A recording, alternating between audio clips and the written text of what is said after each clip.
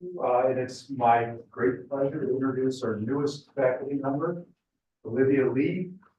She got her PhD at the University of Illinois, Chicago. She completed a postdoc at the Technical University of Berlin. And she is finishing up her first semester here at UAA. She is our new resident telecom expert, and she fills a void that really needed to be filled. So without further ado, Olivia. Thank you for Either way, the introduction. Hi, thank you for your time for being here in this bad weather. Okay, so in today's talk, I'm going to go over a bunch of things on feedback-aided next generation wireless communication. And this is the professional development seminar series. And I'm from the electrical engineering department. So every time I talk about this feedback-aided next generation wireless communication, people come up with two questions like, why do we need the feedback-aided next generation wireless communication, and why it's important, and how to achieve it? And this talk will aim to address these two questions. Okay, so let me first walk you through the historical evolution of wireless communication. Back in 1980s, the famed mobile device from Motorola came to the scene. We have the first generation wireless communication system. And it used the analog transmission, so it is quite limited. It can only support this little amount of data rate. And around 10 years later, the introduction of the global system for mobile communication used the digital communication technique, and it is able to support the SM and email service.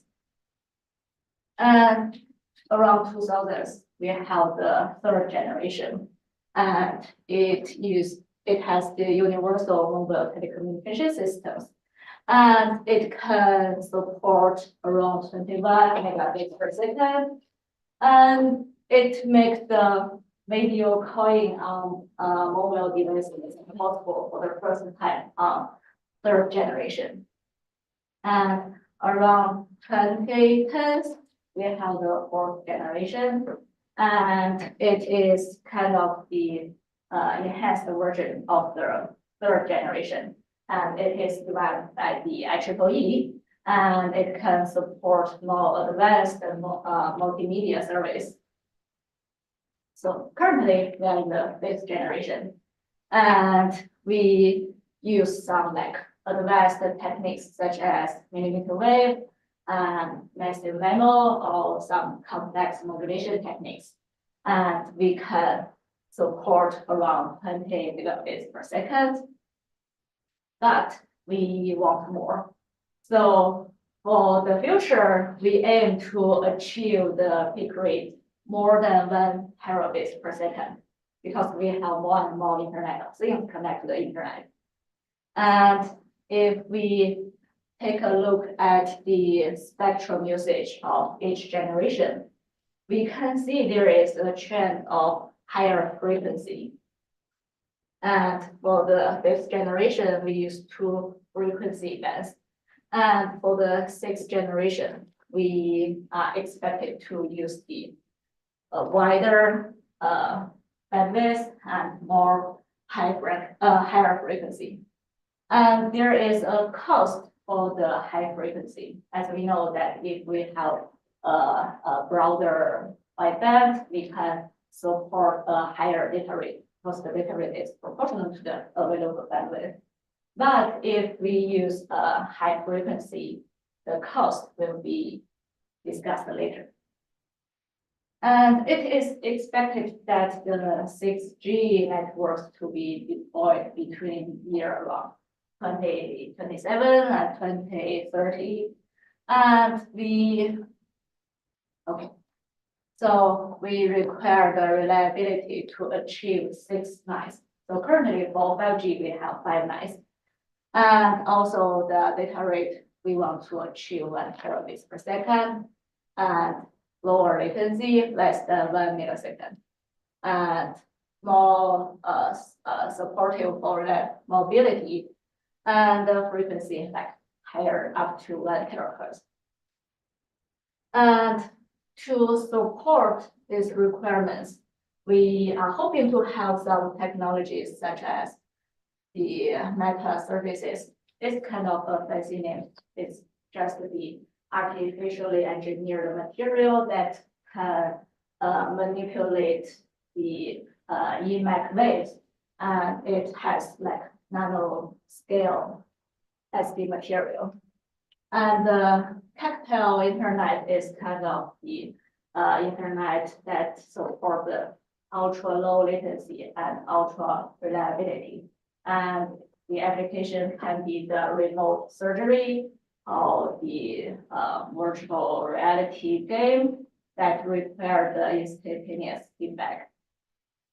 And the optical wireless communications. So for now, we have the optical communication, which use the optical fiber, the plastic, or the glass. But for the optical wireless communications, we are hoping to use laser or LEDs to encode data and use the light for transmission. And backscatter communications is like the device does not generate its own radio signal, but it uses the received signal and alters its properties such as the frequency, the phase. So it doesn't need to have a very strong power support for the backscatter communications. And the drone-based communications is like the UAVs have for communication. And if we can achieve these requirements and with the support of all the techniques, we should be able to have the smart transportation, smart city, and e-health. Okay, so these are the challenges. We are in the 5th generation, which means all the requirements for the 6G are our challenges. And the mitigation would be to think of the way to get the feedback aided mechanisms. We always appreciate feedback because with feedback, we can know kind of the position or location of the users. And with that information, we can better improve our transmission speed. And the advantages of feedback, it can boost the data rate, can improve the communication reliability, as well as increase the transmission efficiency. Okay, so my research is basically grounded on the real world communication systems. And I use the concept called capacity from information theory to characterize the optimal performance of certain communication systems. And with the help of control theory, some techniques from control theory, we can improve our transmission speeds. And if we also consider some algorithms from deep learning, we can further improve the reliability of the various transmission. So in this talk, I will circle around the ultimate performance of communication and sensing and the advanced encoding and decoding speeds. So these two are the main topics of today's presentation. And work 1, joint communication and sensing for more efficient transmission. And this is the most recent work. This is during my postdoc training and still I'm working on this. So consider the millimeter wave spectrum is the band of spectrum between 30 gigahertz and 300 gigahertz. So basically we have the high frequency and the wavelength is short. And for millimeter wave, we have some advantages such as the large bandwidth and high speed data rates.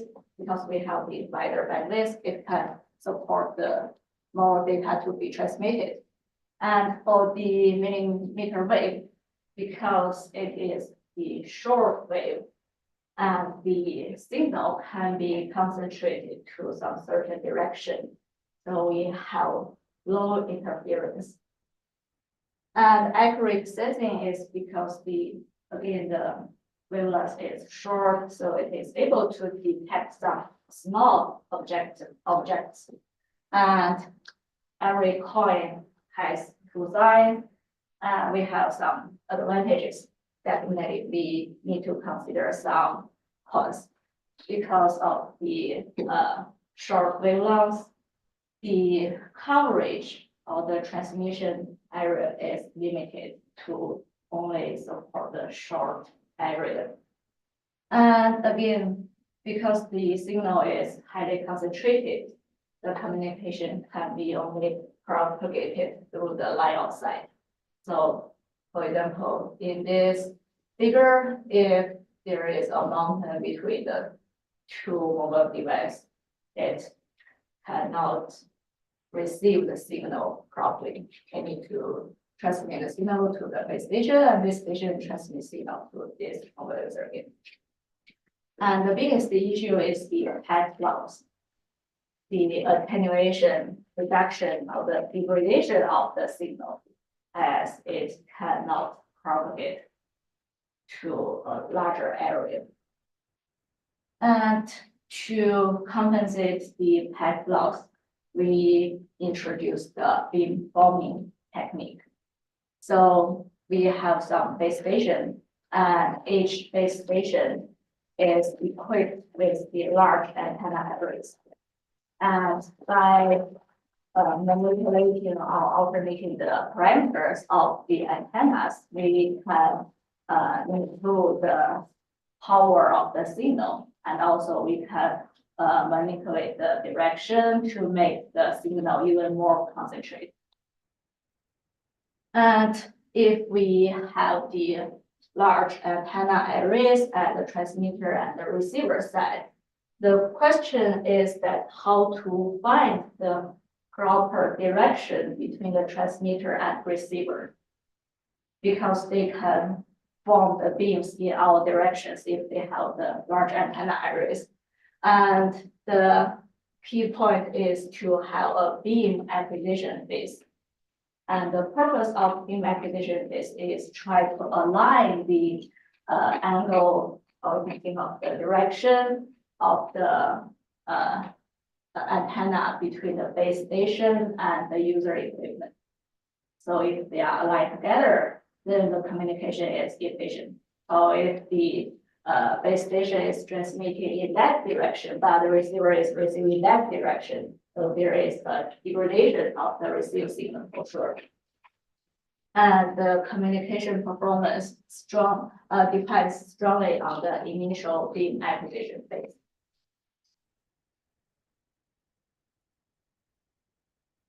And traditionally, communication and sensing are performed separately. So here, sensing, you can think of it as the beam acquisition phase to sense or detect the transmission environment.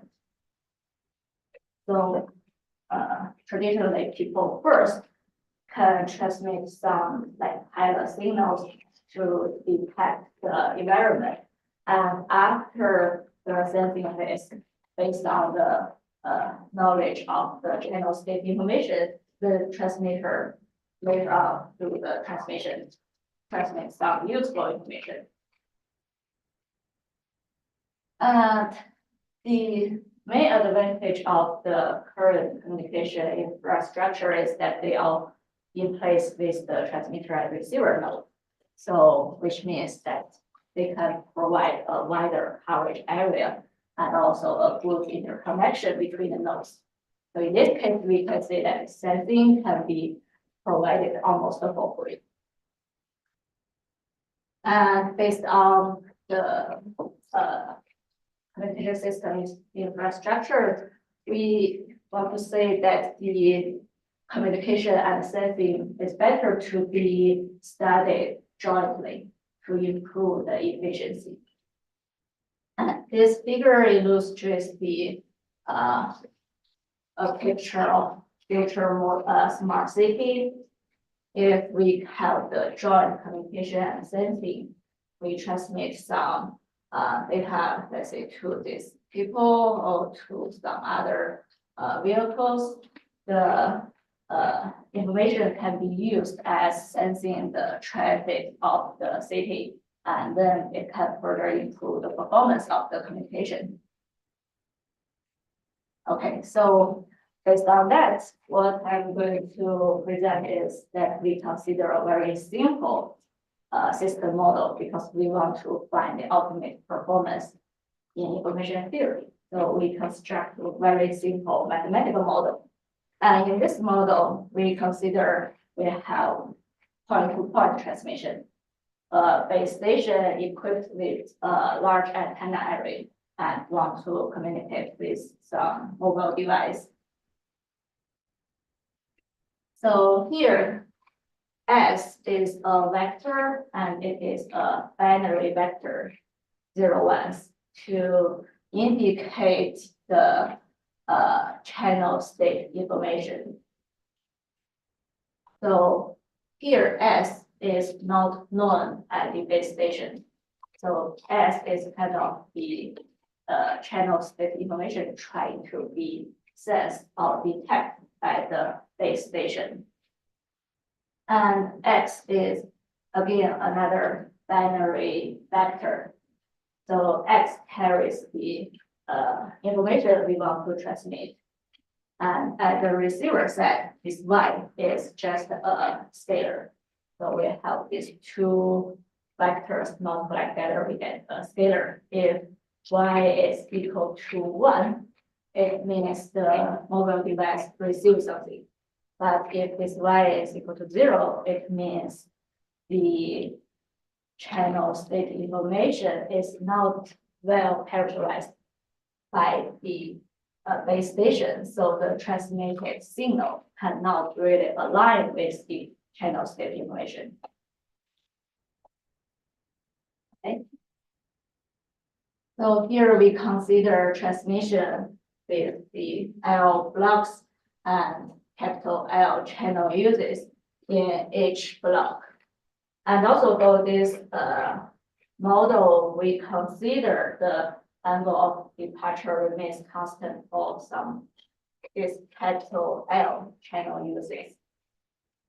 And in this case, we have a channel with memory.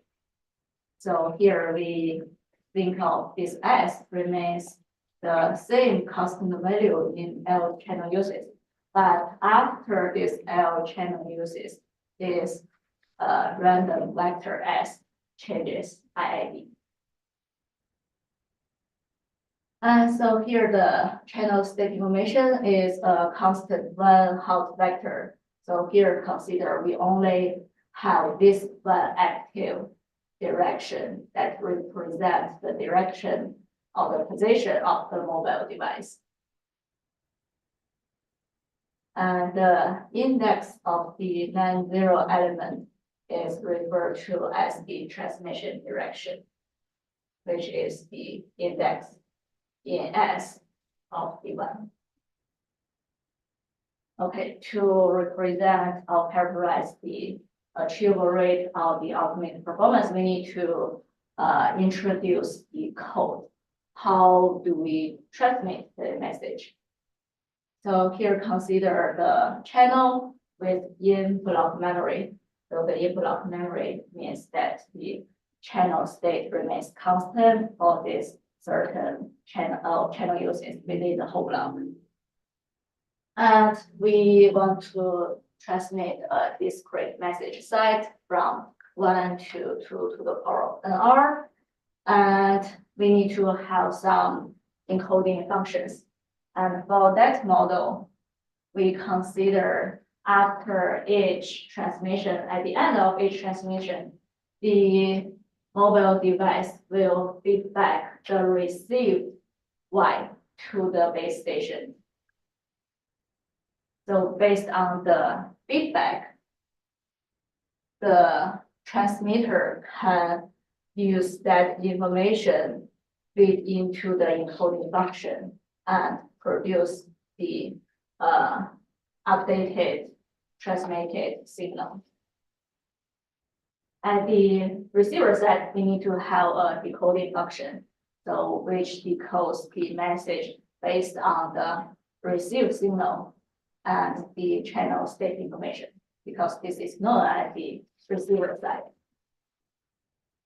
And we have a rate cost couple is said to be achievable if we have a sequence of such code that simultaneously satisfy the first condition is the probability of error goes to 0 when we have an infinite block code word.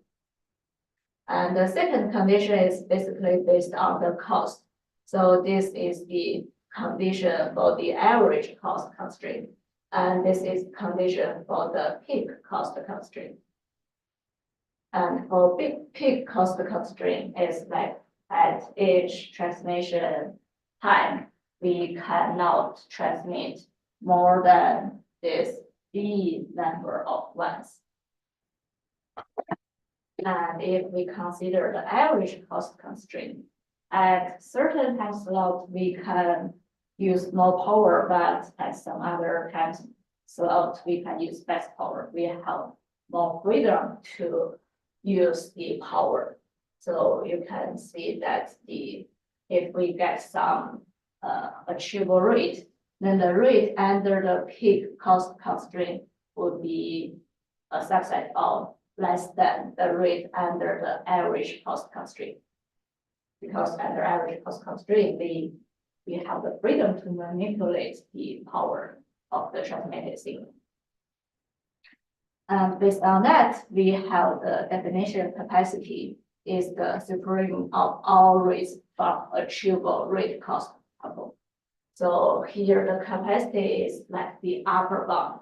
It considers all the possible transmission schemes, and the one that provides the highest rate is our capacity. So in information theory, to find the capacity, we need to find upper bounds and lower bounds. So upper bounds is basically some techniques can use some auxiliary random variable or some technique to consider the mutual information between the transmitted signal and the received signal, and iterate, consider all the possible transmission distributions. And the lower bound would be the one, the achievable rate based on the certain transmission scheme you provided. And once the upper bound and lower bound match, you have the capacity. And in terms of sensing, we define the estimate of the state sequence in the presence of the input X and feedback Y as hat to be some function based on the input and feedback. So the estimation is also done at the base station at the transmitter side. So once it finishes the whole block transmission, it collects all the feedback of the received signal, and based on some function defined here, and use the knowledge of the transmitted signal, it can estimate the channel state information. And we define the average per block distortion as the average of the distance between the true channel state information and the one we estimated here. And here we need to have the function, the distance function between the estimate and the true one to be less than infinity. And we define the no estimate B, the distortion without estimation under the cost constraint B, as the minimum achievable distortion over all input functions. So in this term, the minimum distortion is obtained by considering all the achievable transmission speeds. And the estimate only under cost constraint V is the minimum possible distortion over all signaling schemes satisfied the input cost constraint. So here, the difference between these two is that the first one considers the distortion under certain transmission scheme, and the transmission scheme is for communication. But the second one, the minimum possible distortion is the lower bound of the distortion without considering communication. So the only purpose is to sense the channel state information. So in general, the estimate only should be less than this no estimate because they have different purpose. The first one is based on some achievable scheme that aims to communicate, but the second one is only for sensing. Okay, so based on the aforementioned definitions, we derive the capacity of the simple beam pointing channel model.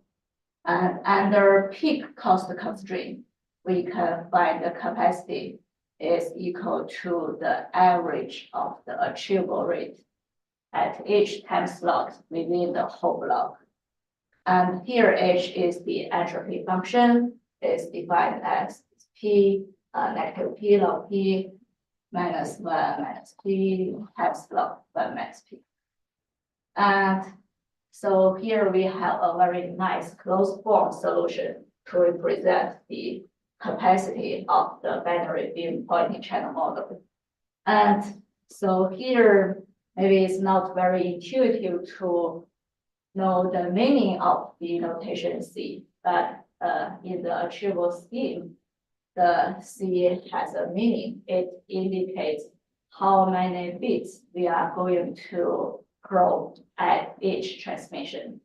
So here is like for the first transmission slot, based on the peak cost constraint B peak, we can only select up to the peak number of bits.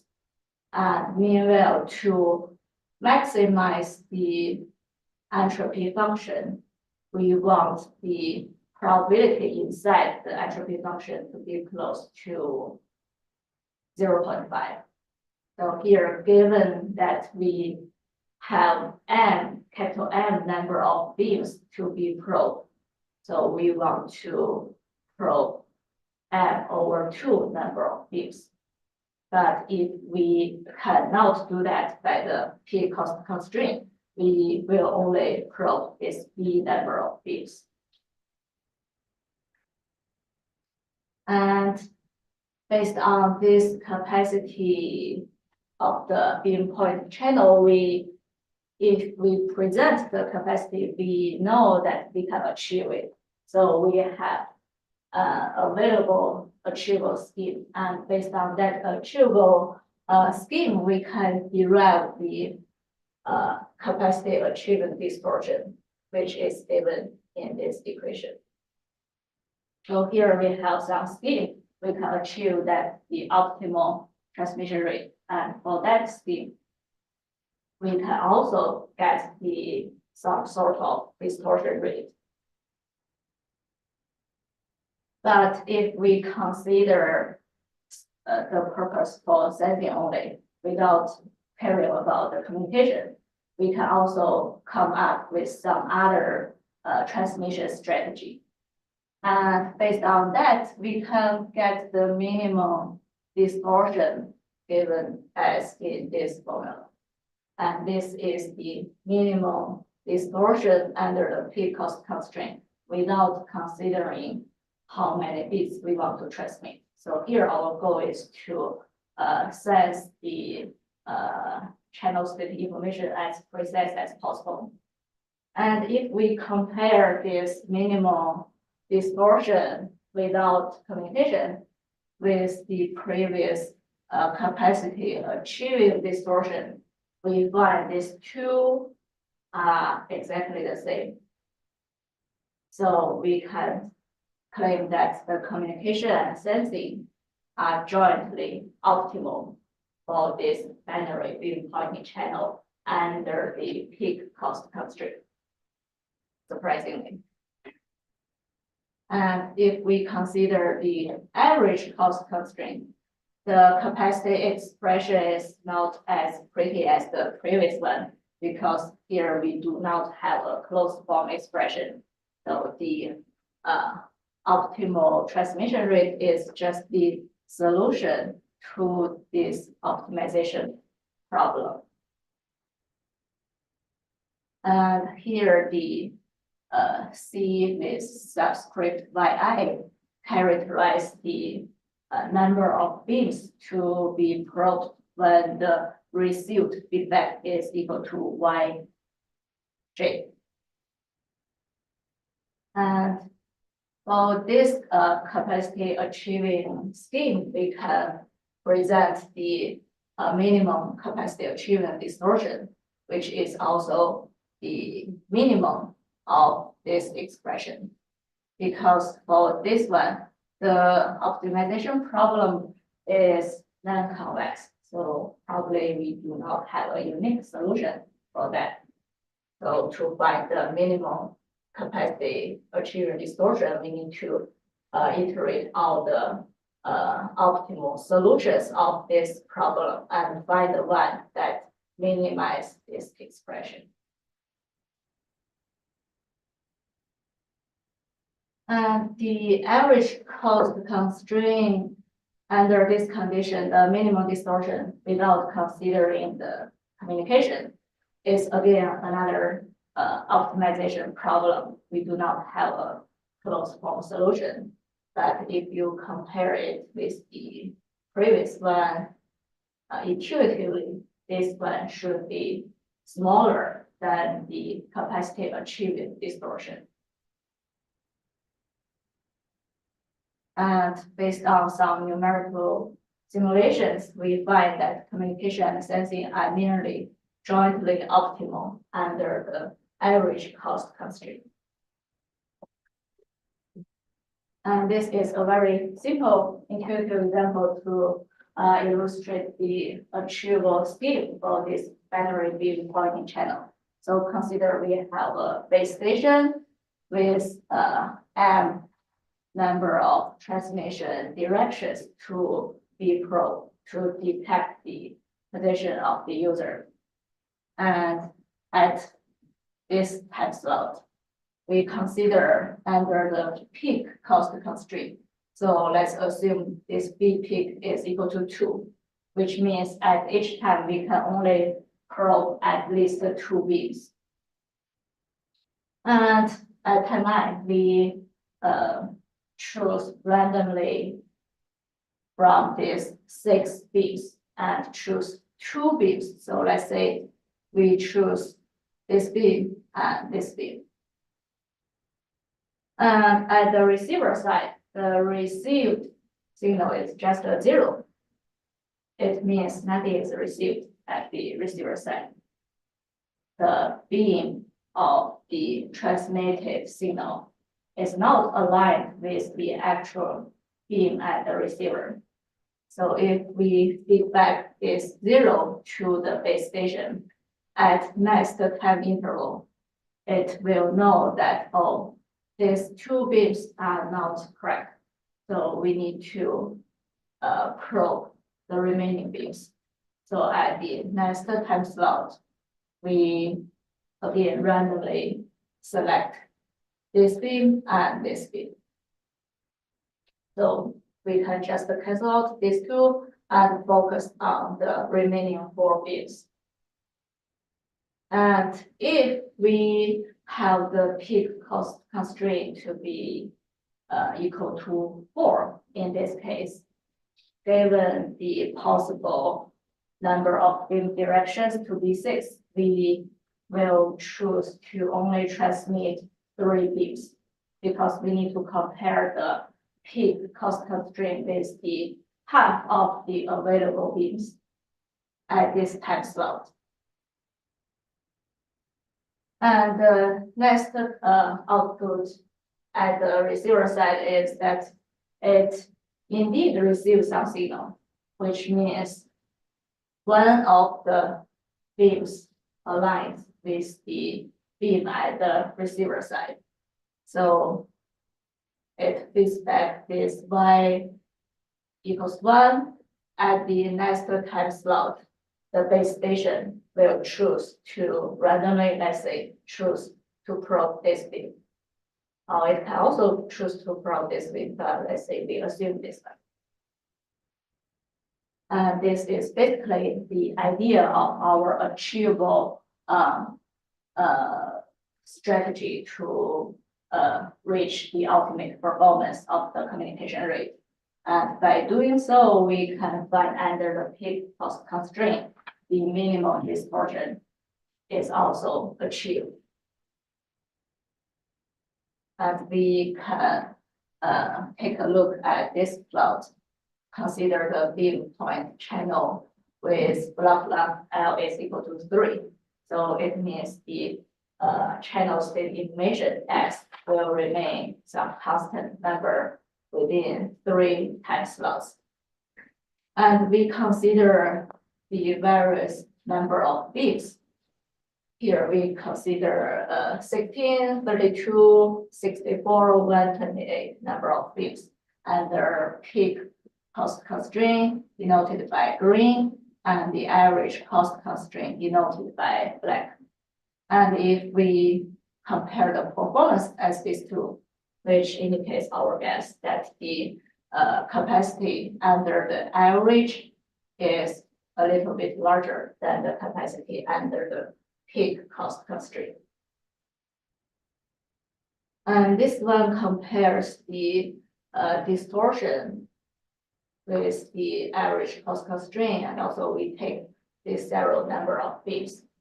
And again, you can tell that the average distortion in terms of the sensing only is also smaller than the distortion rate under the peak cost constraint.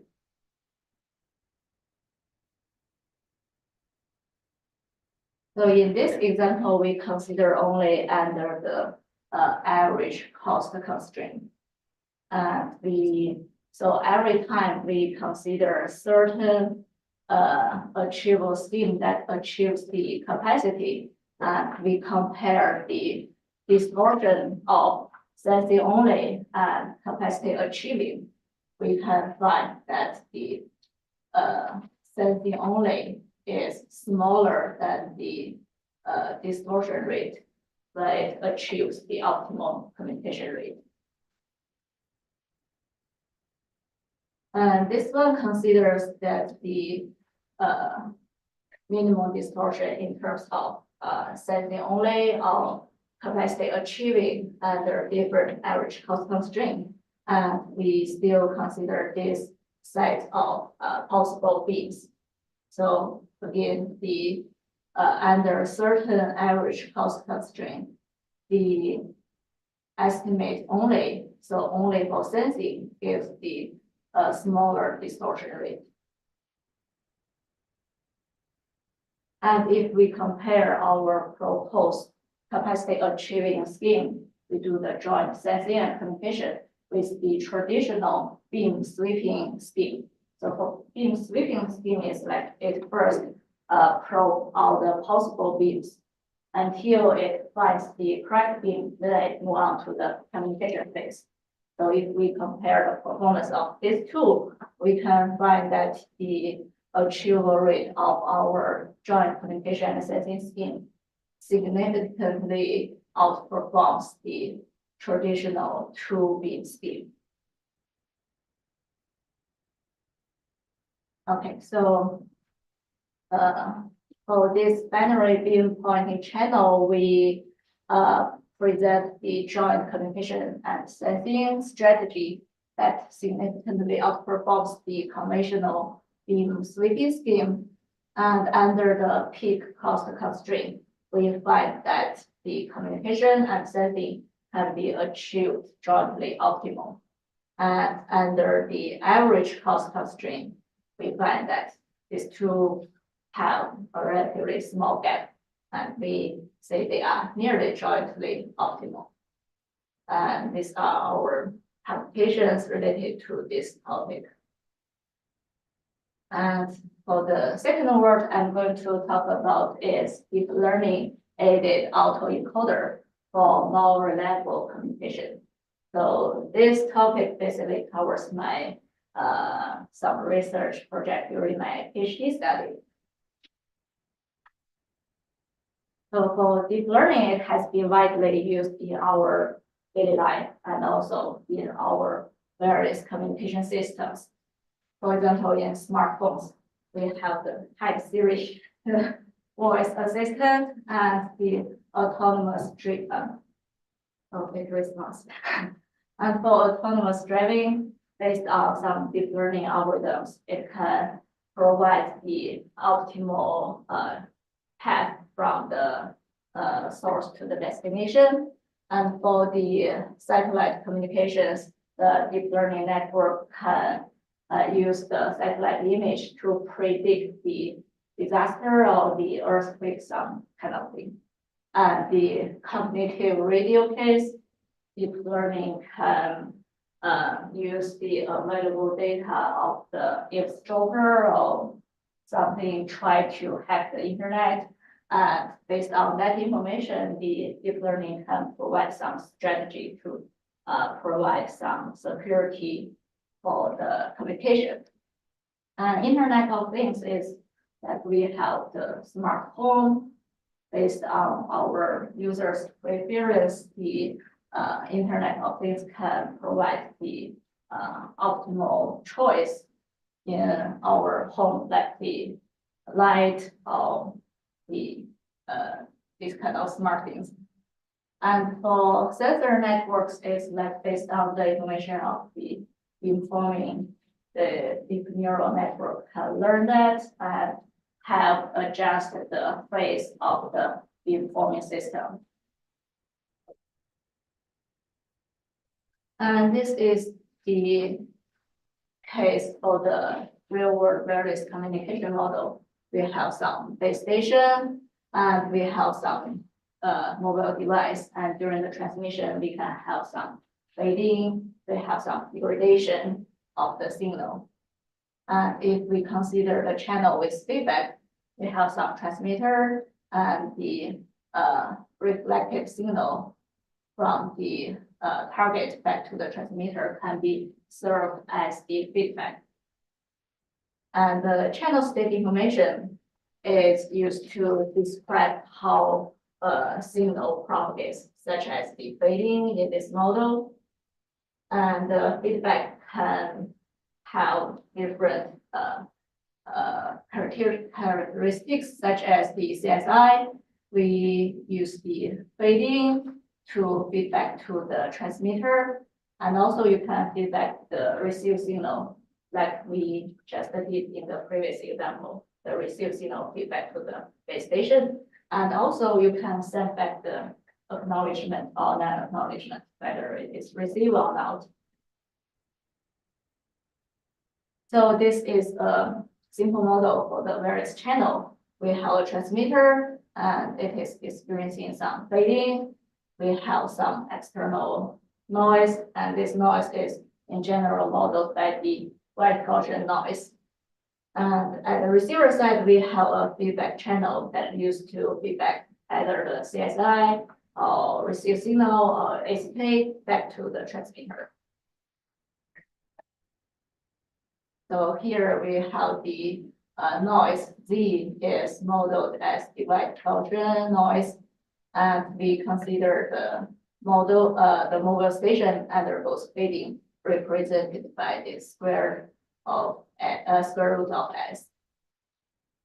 And in general, before transmission, the channel state information is not known at the transmitter, so it needs to either transmit some pilot signal for the detection.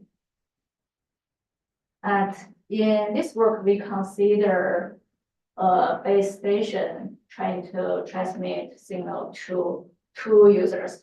So this is kind of the broadcast channel. And for the broadcast channel, the definition of code is similar to the point-to-point, but here we have two users. So we need to have two independent and equally likely message for user one and user two. And here the encoder based on the message to be transmitted to the two users, it need to have the encoding function based on the message for user one and user two as well. So here we consider the feedback include the received signal as well as the channel fading.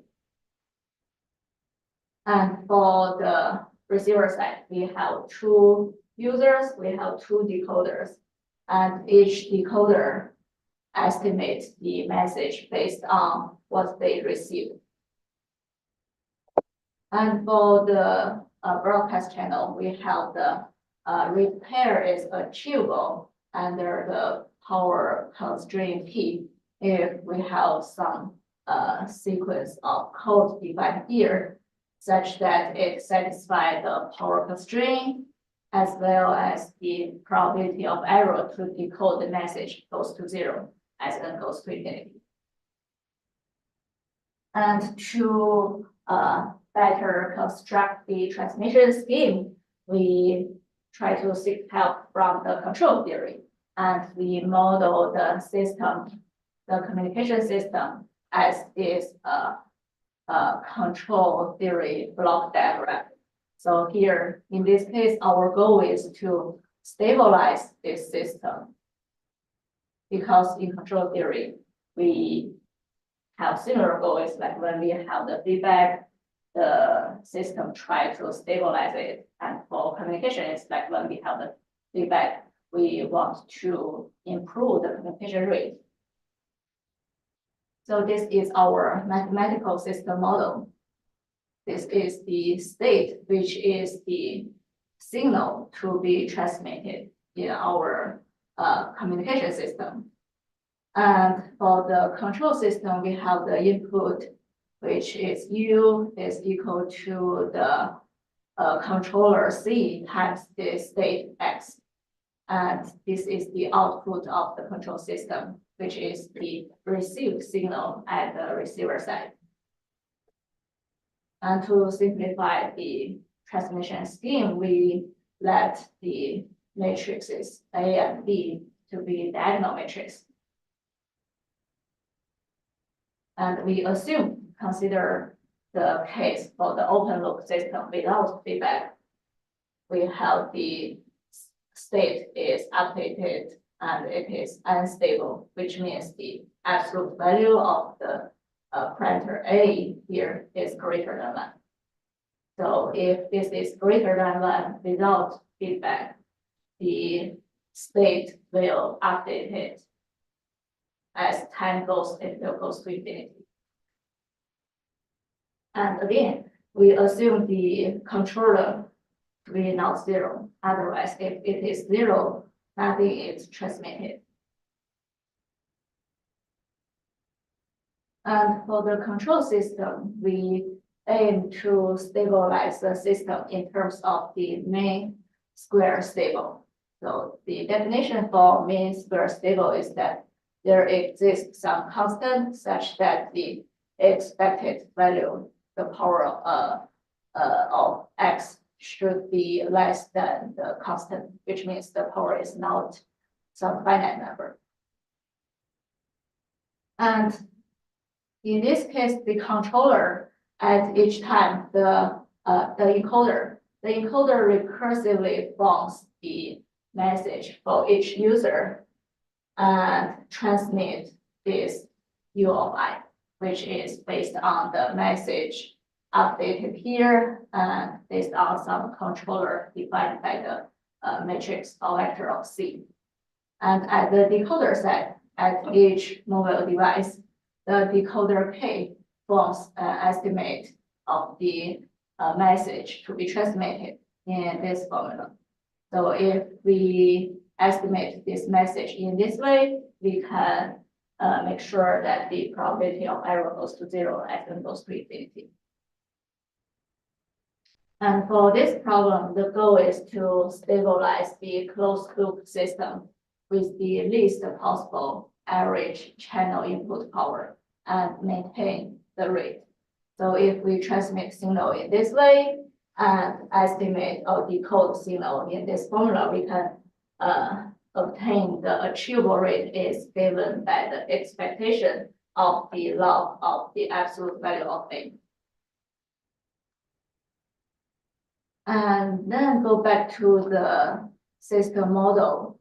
So here we have the unknowns as the matrix A, B, and C.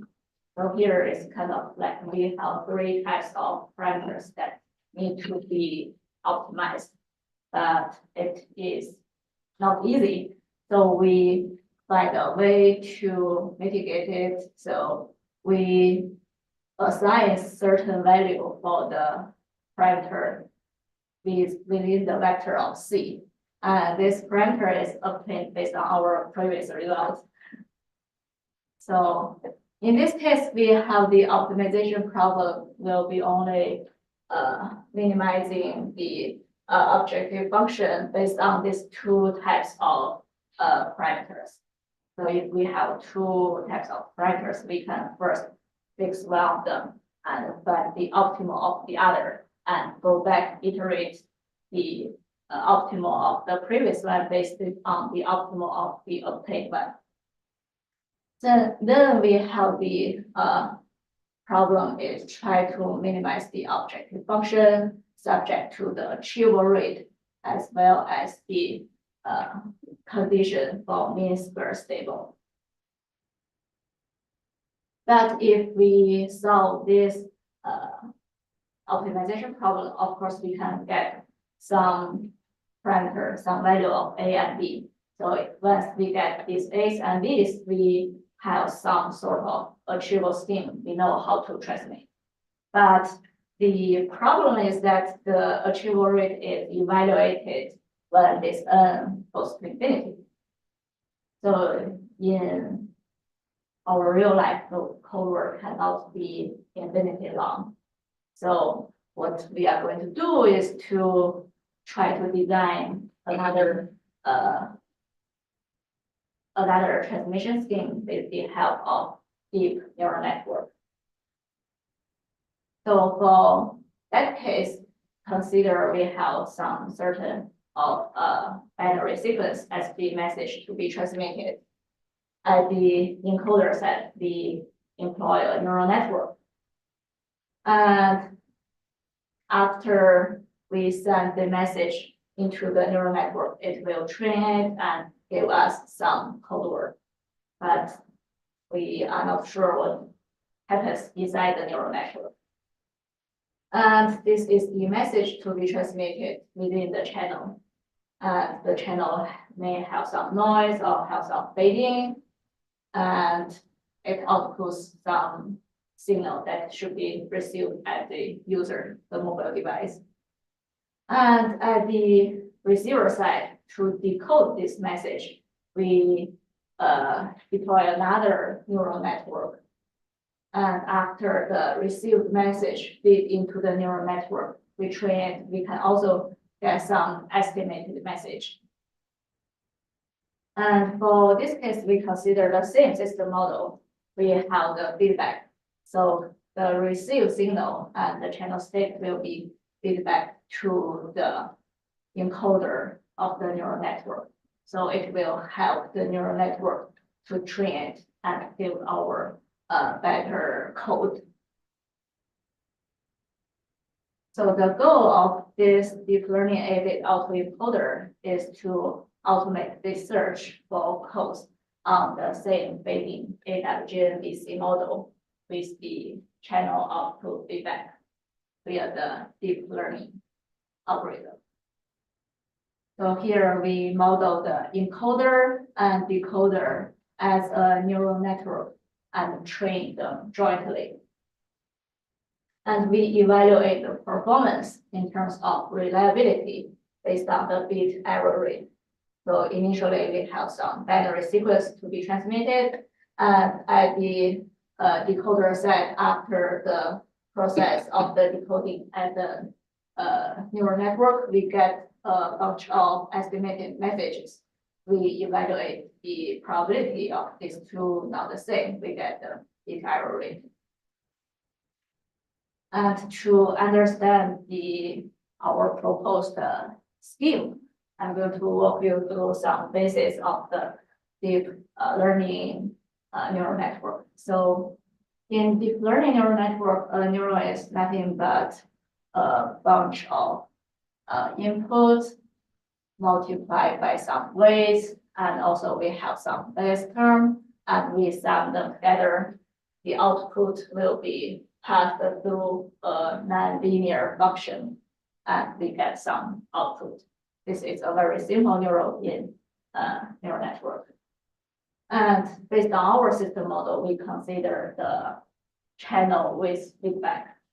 So we choose to use the recurrent neural network. And the recurrent neural network is designed to handle the sequential data.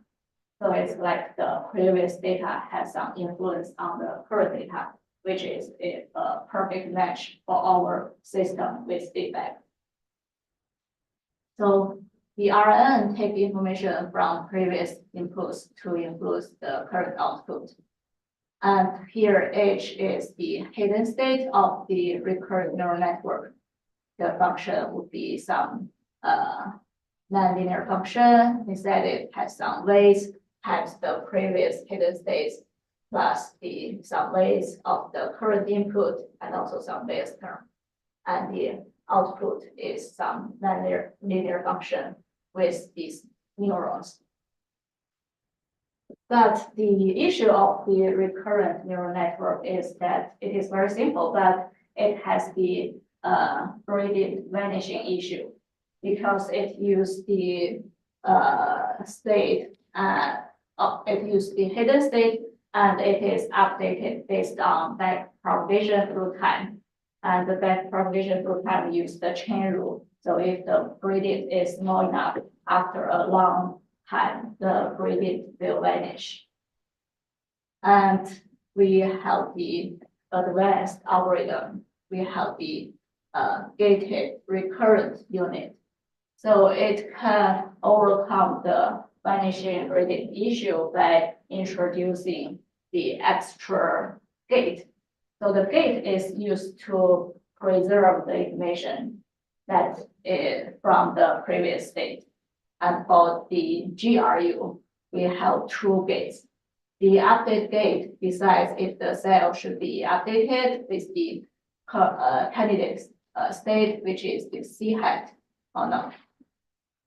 And the reset gate is this call R, which is RT, and it is here.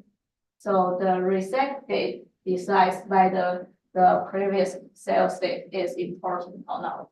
So by introducing these two gates, the GRU can handle the gradient vanishing issue.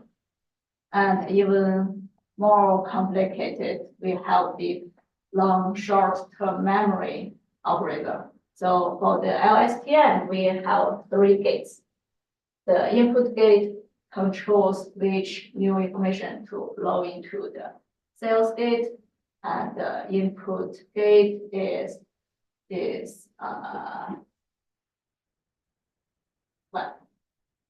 And the forget gate is this FT, call FT is here. And the forget gate controls what is kept or forgotten from the previous cell state. The last one is the output gate. The output gate is this OLT, which is here. It controls which parts of the cell output to the hidden state. So here, the LSTM and GRU, they are also consist of the simple neurons. So inside the gate is nothing but the neuron. But here the LSTM, it has the cell state and the hidden state. The hidden state mainly characterize the information from the most recent state. But here the cell state, it characterize the information in a long range. So here you can tell the LSTM is more complicated compared to the GRU. And it can provide better performance, but the thing is that it has more parameters to be trained. So in general, if we want to have some efficiency consideration, it's better to go with this GRU.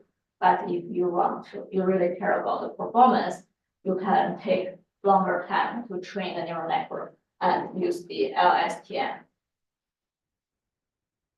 Okay, now we are ready to present our proposed two-phase scheme for the semantic Beatty broadcast channel with channel output feedback.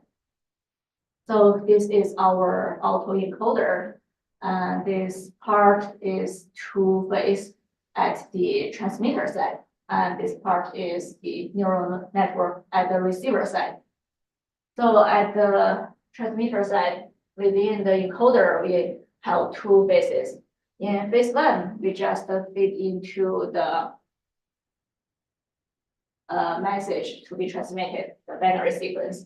And we use BPSK for the modulation and multiply some parameter. We first normalize it to ease the training. And then we have some weight parameter, another layer of normalization to make sure the power of the transmitted signal satisfies the power constraint. And the input of phase two, we have all these informations. So we take the original message to be transmitted as well as the channel output feedback. So we have the Y as the received signal as well as this as the channel state information. And the input at the decoder is just the received signal from the channel as well as the channel state information. So here in phase two of our autoencoder, we have two layers of GRU and one layer of LSTM. So we do not claim any optimality for this transmission scheme. We just give us this one and we evaluate the performance. And at the transmitter side, because the data are sequential, but at the receiver side, it doesn't really care. It can only do the training when it waits until all the messages are received. So here at the receiver side, we use the bidirectional GRU and bidirectional LSTM. And the training is based on the minimization of the loss function defined here. So we use the binary cross entropy loss. And the function f is the probability of the received signal in terms of it, whether the probability goes to 0, it means it's less likely to detect this message as 0, and if it is 1, it indicates a higher probability of decoding the message as 1.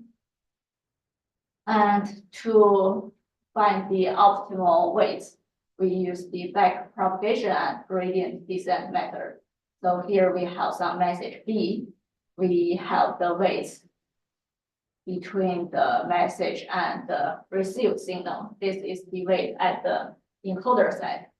And to get the estimated message at the receiver side, we have another bunch of weights to be trained. So in this case, we train the weights at the encoder and decoder jointly. And the new weight is updated based on the original weight at the current state minus the learning rate times the gradient. And it's very tricky to set the learning rate. We tried a bunch of numbers and some of them works well, but some of them doesn't. Okay, so here we are going to look at the numerical performance of the two-phase autoencoder scheme.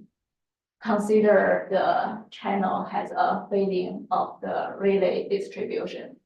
And the first case, we consider we do not have the delayed CSIT, which means the feedback can only be the received signal without the channel state information. And the second case is that we only have the delayed CSIT, no received signal. And the last case is that we have all the state information feedback as well as the received signal. And we compare the performance. In this case, we consider the data rate as 1/3 and set the sigma s to be 1 in this relay fading. And here the term PPA means the phase power allocation rate. Previously in the true phase scheme, we just assumed that the power assigned for each phase are the same. But here in this figure, we consider that we can do something. We can manipulate the weight of each phase, which means in phase 1, it can use certain amount of power, and in phase 2, it can use another amount of power. But as long as we satisfy the overall average power constraint, then we are good. And you can see from this figure, the green one gives the best performance in terms of the bit error rate. So the green one is the case we have the autoencoder, we have the phase power allocation rate, as well as the full knowledge of the channel output feedback. So the more information, the better for training. And the blue one is the case that gives the worst performance. So in this case, we only have the CSIT, which is the channel state information, but no received signal. And from this figure, we kind of have an intuition that the received signal is more important for the neural network to train in terms of the bit error rate if we have the received signal, but no state information, we are good. But if we only have the state information without the received signal, then the performance is bad. So an intuitive conclusion from here is that if we have a choice to decide which information to be transmitted back, we prefer to send back the received signal. And this is the figure that compared the autoencoder based on the neural network, as well as the state-of-the-art transmission scheme based on our control diagram. So here you can tell that probably there is not much difference between the bit error rate of the autoencoder and our proposed control-based method. But I would like to mention that the bit error rate for this figure is illustrated by considering a lot of transmissions. So we consider the case that because for the control theory aided transmission scheme, the code word needs to go to some infinite number to give a better performance. And if we evaluate the bit error rate based on that, then it is not that bad. But if we consider the bit error rate for a short code word, then the probability of error varies a lot. So in this case, but for the autoencoder based on the neural network, the performance is quite stable and it doesn't change too much if we consider whether only a single transmission code word with 50 bits or we consider several 50 bits and average them together. So the performance is quite stable, but for the control aided achievable speed, if we consider this 50 bits transmission, the performance can be good, but for the other 50 bits transmission, the performance can be bad. Okay, so for the fading broadcast channel, with feedback, we propose the control theory-based scheme that can provide a state-of-the-art achievable strategy. It means that we can have already a handy strategy. We know what to transmit, but for the deep learning aided scheme, we only train the model. We do not know what happens inside the neural network, inside the autoencoder. But once we train it, we can deploy it. And these are our publications based on this topic. So last, let me summarize this talk. So we consider the feedback-aided master generation various communication from two perspectives. The first one is more efficient transmission. We focus on the binary view pointing channel with in-block memory, and we found the ultimate performance in terms of information theoretic capacity, and as well as the state estimation error. And we present the optimal achievable strategy that can jointly achieve the optimal communication and sensing performance. And for the more reliable communication, we consider the fading additive white Gaussian noise broadcast channel. So in this case, we have two users to consider, and we present the achievable scheme when we use the techniques from control theory. And we propose the tool-based autoencoder based on the neural network theory. And we compare the performance of this tool. We find that the autoencoder with the neural network, it is very stable, but it doesn't give us any clue of the method happening in the middle. And if we consider the control theory aided strategy, we know what to transmit, but the cost is that we need to consider allowing that code word. Okay, so the acknowledgement, my thank you for the audience to attend the seminar. These are my co-workers and my previous colleague, my postdoc advisor, my PhD advisor. Thank you very much. The password for today's survey is feedback. That's all lowercase and one word feedback.